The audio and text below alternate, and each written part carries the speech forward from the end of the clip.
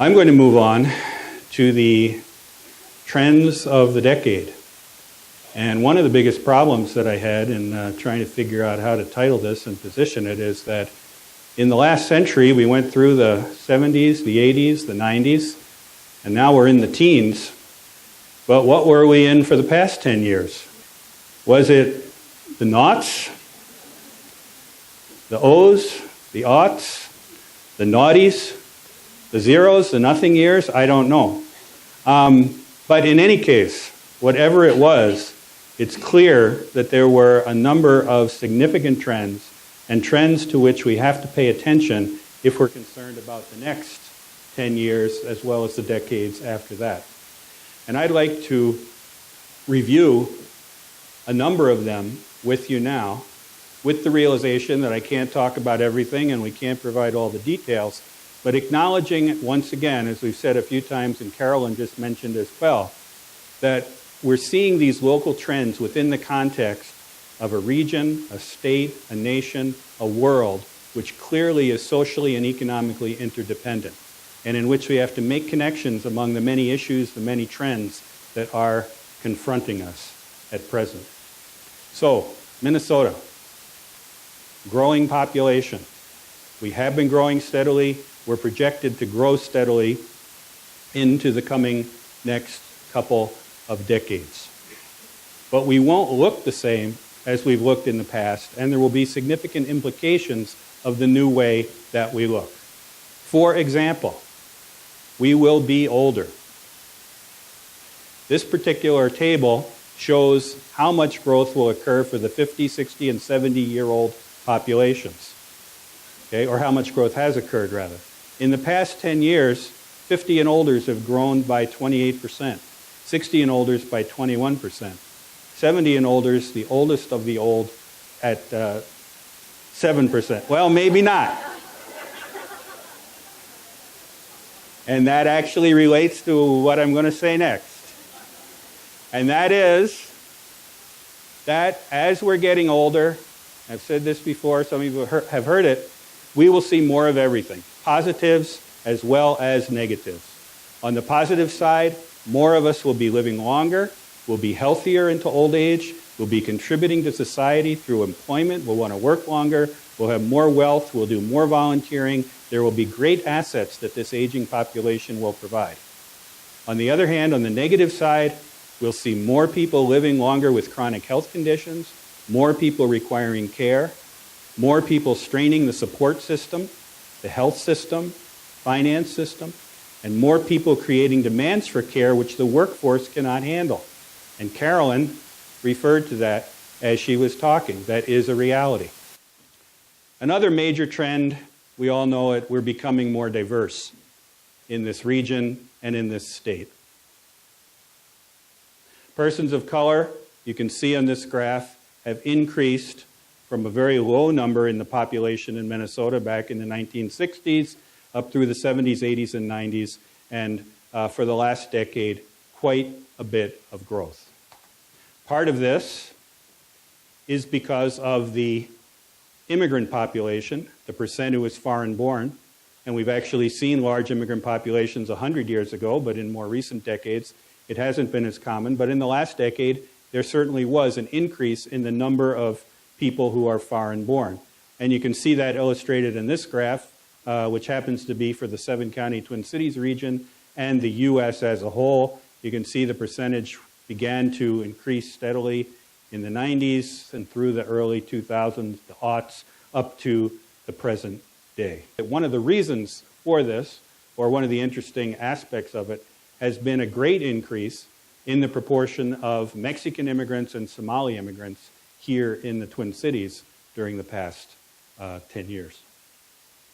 Let me ask you to go to your keypad again, and this is sort of a complicated answer question, so I'll leave a little more time before I set the counter going. Which of the following is most true? During the first 10 years of the 2000s, the suburbs had strong growth, and Minneapolis and St. Paul also grew. The suburbs had strong growth, and Minneapolis and St. Paul were relatively stable. The suburbs were relatively stable. Minneapolis and St. Paul had strong growth. Where the suburbs declined, and Minneapolis and St. Paul also declined. And again, about half of us knew the answer, and that is the suburbs had relatively strong growth. Minneapolis and St. Paul are relatively stable. And if you look on Compass, you'll see this graph. It shows the central cities and the suburbs in the Twin Cities region. And you can see that from the 1950s onward, Minneapolis and St. Paul, who are represented by these two lines, were relatively flat. A little bit of up and down, but really nothing substantial. The suburbs, on the other hand, steady growth and projected to grow.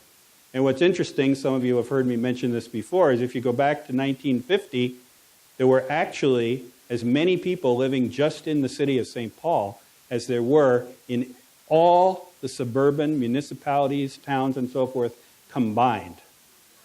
As many people just in St. Paul. And if you totaled up Minneapolis and St. Paul, there were almost twice as many people living in the cities as there were in all the suburbs combined.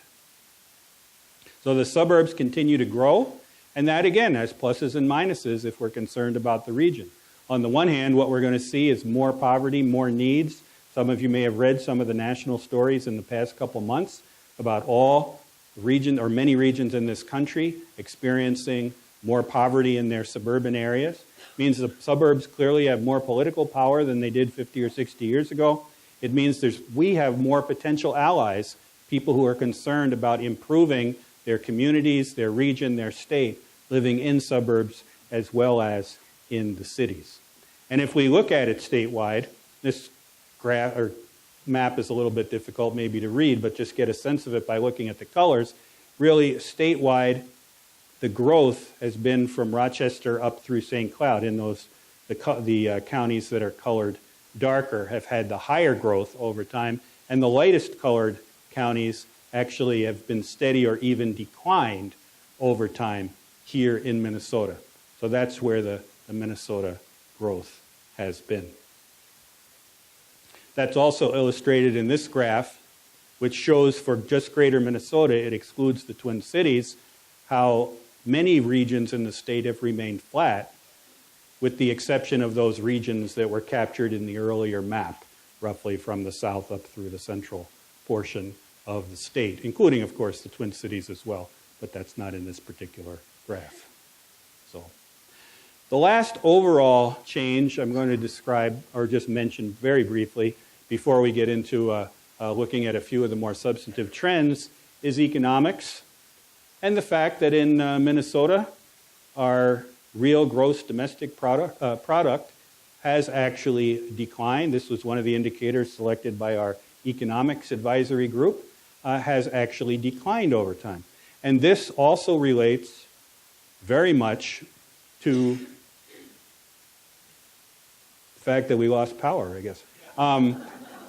To what Carolyn was saying during her talk regarding economic development, workforce issues, economic competitiveness of our state.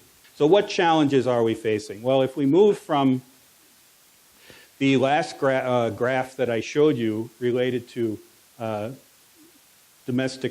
gross domestic product, one of the things that we've observed has been the poverty level over time, and the fact that there has actually been an uptick a bit in individuals below the poverty level here in Minnesota. But what's more significant is that disparity that Carolyn mentioned earlier. Okay? The fact that persons of color who are represented by these bars are much more likely to be living in poverty than whites, non-Hispanic. And in fact, you heard the earlier trend about us having the worst statistics on proportions of adult working, or disparities in the proportions of adult working, and you can see that the proportion of people in Minnesota who are of color and below poverty is actually worse than in the United States. And this does lead very directly to those disparities that Carolyn mentioned and was so concerned about, and that we need to be concerned about at a personal level as well as at a professional level related to the welfare of our state. And I'm going to put some charts here that come from Compass. I encourage you to go to Compass for any of this information. Go to mncompass.org. I'm going to show them quickly And you can find them all, but my point is to show that you will always see some bars that are standing out and some that are kind of standing back. And whenever you see those differences, they're conveying the fact that persons of color are not doing as well on that indicator as are whites. In this case, it's starting early, babies born at low birth weight, moving to third grade students achieving their reading standards. It's 11th grade students achieving math standards. It's differences by race in high school students graduating on time. It's the percent of adults with bachelor's degrees, and again, you see some bars standing out and some that are way behind. It's the proportion of adults who are working by racial and ethnic group.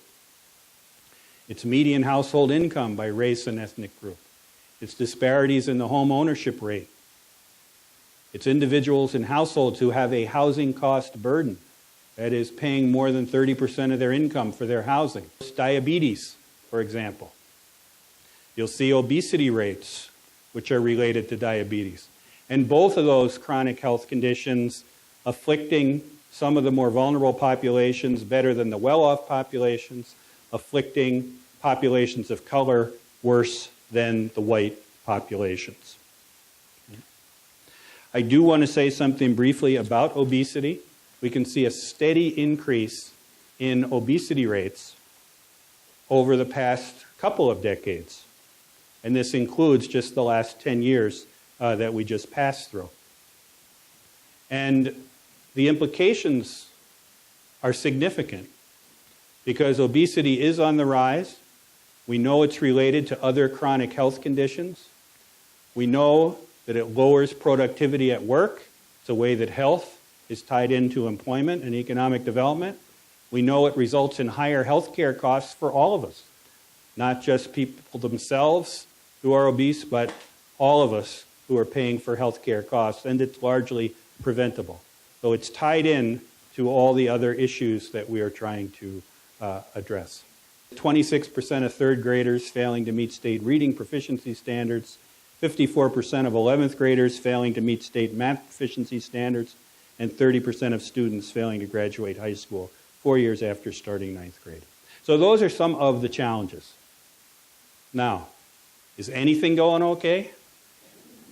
Do we have anything at all to build on here in Minnesota, in our region, in our local communities? Well, actually, yes. One of the things you can see on Compass is that there has been a slight increase in the high school graduation rate. If that's not just a blip and it continues as a trend, that's something that's very positive. You'll also see in Compass that we have many assets as a state and as a region related to civic engagement. In fact, we tend to be either first or second in voter participation. In the last presidential election, I think we were second, and 74% of the eligible voting age population actually did vote. We're safer.